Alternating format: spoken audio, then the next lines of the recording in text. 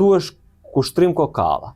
Recepcionisti dhe sipas fotos tjetër, kësaj foto, Naim Urseli pret në distancë, ndërsa kushtrim kokalla thot prokuroria ka bërë një pagesë dhe ka disa para në duar për rezervimin e dhomës së hotelit. Fillimisht ora shënonte 1:25 minuta dhe deri në orën 2:19, që është ora aktualisht, këta persona kanë qëndruar në hallin e hotelit. Vetëm shfaqja e këtyre pamjeve, pa nxjerr pamjet e tjera të hotelit, është kundërshtuar nga avokati mbrojtës i familjes së viktimës. Leotrim Sylla ka kërkuar nga gjykata që të shfaqen dhe pamjet e kamerave të tjera të katit të 3 të hotelit, ku duket qartësisht se në të njëjtën dhomë hoteli hyn sipas rendit kronologjik Valon Luka, Naim Urseli